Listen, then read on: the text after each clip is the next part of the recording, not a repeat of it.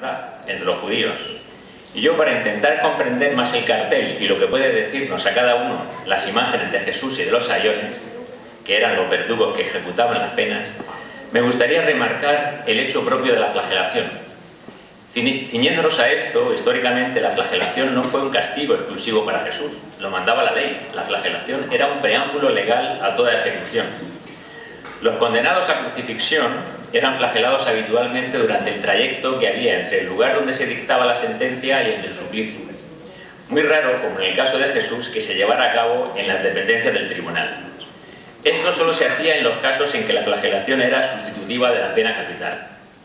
En el caso de Cristo, su flagelación no fue la legal, sino que hay historiadores que interpretan que constituyó un castigo especial. Así, en un rápido repaso a las Sagradas Escrituras, podemos ver que tanto San Marcos como San Mateo constatan este hecho. Dicen: y habiendo hecho flagelar a Jesús, Pilato lo entregó para que lo crucificaran. San Lucas es más explícito y cuando está explicando los esfuerzos de Pilato para salvar a Jesús, al final nos cita una frase del prefecto: le castigaré y luego le soltaré. Por tanto, parece que Poncio Pilato juzga que la primera acusación hecha a Jesús, se ha hecho hijo de Dios y según nuestra ley debe morir, no caía bajo la ley romana. Era una cuestión religiosa y la justicia romana no actuaba en estos casos para dirimirla, por lo que consideró a Jesús inocente. No encuentro en él causa alguna de condenación, dijo. Los judíos no se contentaron y tras deliberar hacia una segunda acusación que sí entraba dentro de la ley romana, se había proclamado rey y esto iba contra el emperador, Pilato tiene, por tanto, obligación de atender esta nueva acusación. Pero no sacando nada en claro, lo considera de nuevo inocente. Enterado de la estancia de Herodes en Jerusalén y siendo Jesús su súbdito, Pilato se lo envía para ver si le resuelve el problema. No es así. Pilato, en el tercer juicio, dice a los judíos: ni Herodes ni yo encontramos en él causa alguna de muerte.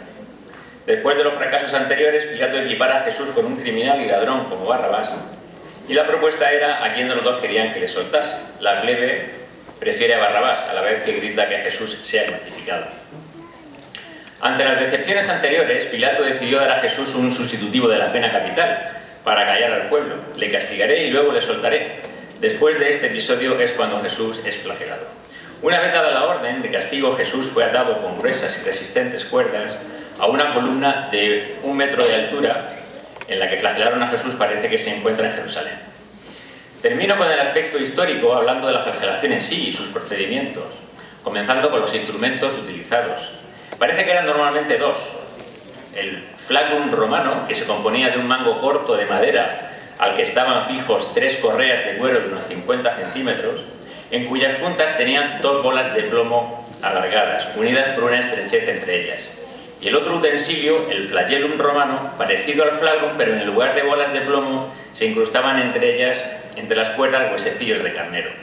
La idea de estos utensilios era, como podéis observar, hacer el mayor daño posible. Esto contrasta un poco con la rama de esparraguera de uno de los sayones de Abraham, muy común, por cierto, en todas las flagelaciones, y que refleja que en la imaginería no se llevaba mucho todo lo relacionado con la excesiva violencia. En cuanto al número de latigazos, según la ley hebrea, debían de ser 40, ya que este número tenía para ellos los significados de suficiente y purificación, como en el caso de los 40 días y noches del diluvio universal, que se comentan en Génesis, los 40 días de la Cuaresma, San Mateo, y otros más 40 que aparecen en diversos pasajes de la Biblia. Pero para no pasarse, los judíos o los hebreos daban siempre 39, ya que si el verdugo lo sobrepasaba, él también lo azotaban. Recordemos que Jesús fue flagelado por los romanos, o eso dicen muchos historiadores, aunque para nosotros los abaraneros siempre han sido los judíos. En dependencia militar romana, por tanto, more romano, es decir, según la costumbre romana, cuya ley no limitaba el número. Estaban obligados a dejar a Jesús con vida por 2 razones.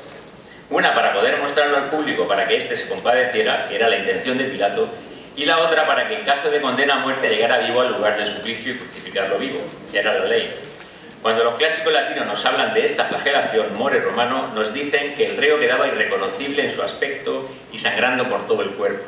Así quedó Jesús. Estudiosos de la Sábana Santa, por ejemplo, exponen que se reconocen hasta 200 latigazos en el cuerpo de Jesús. ¿Y todo este relato para qué? Pues me parece oportuno colocar el hecho de la flagelación históricamente para entender lo que significó para Jesús y el gran sufrimiento y sacrificio que hizo, que se ve reflejado tanto en las esculturas como en el cartel. Adentrándonos en la historia de las imágenes, como ya ha comentado Domingo, podemos decir que es diversa y controvertida. Y según nuestro cronista local, una de las opciones, José David Molina Templado, los judíos son de finales del siglo XIX, llegados en carreta desde Murcia y probablemente de los talleres del maestro Sánchez Tapia. Luego, tras algunos desafortunados repintes, fueron restaurados en el año 1996 en Granada por don Antonio Martínez Villa. El Cristo, que llegó en los años 40 procedente de Olot para reemplazar al original destruido en la Guerra Civil, de menor valor artístico, aunque no es menos expresivo, y se integra perfectamente en el conjunto, el cual ha pasado por diversas formaciones dentro de los tronos, desde la inicial, donde Jesús estaba en el centro y los sayones a cada lado de los costados, a una época más reciente, donde el Cristo está delante y los sayones detrás.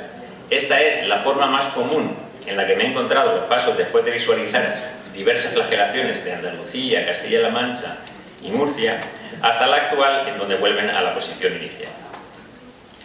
Y todos estos comentarios sobre la historia de la hermandad, lo que significa la flagelación, todo el cúmulo de sentimientos, de sensaciones y de vivencias que ha tenido José Antonio desde que nació y vistió su primera túnica acompañado de su abuelo, pasando por sus recuerdos de juegos infantiles en la terraza con sus primos y esos sayones que forjaron sus primeras pesadillas de niño, han dado como resultado este cartel que representará nuestra Semana Santa de 2013, donde no hay paisajes, no hay imágenes de tronos de Semana Santa, no hay lugares comunes en los que uno pueda identificarse con sus recuerdos, no están ni siquiera los elementos propios de la flagelación, como la columna, el flagellum romano, ni la rama de esparraguera, ni el puñal ni el cinto que a modo de adorno llevan los judíos de Abraham, nada, ni siquiera la foto es en color.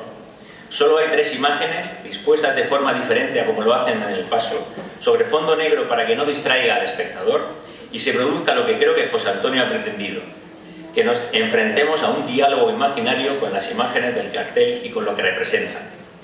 Lo primero que me llamó la atención cuando lo vi fue justamente la austeridad de adornos, que nos hacen fijarnos solo en los protagonistas y y lo que esto significa. Por no llevar el Cristo no lleva ni siquiera el haz de santidad característico. Además, no es una fotografía tomada a la luz del día, sino cuando ya terminaron las procesiones. Ya no había ruido de tambores, ni de gaitas, ni de trompetas, y el pueblo se disponía a la celebración de la Pascua, de la Mona. Ese fue el momento elegido por José Antonio para, a la luz de un flexo con la ayuda de su hermano Jesús, y antes de taparlos para que descansaran hasta el próximo año, sacarle a cada uno las expresiones que se muestran en el cartel.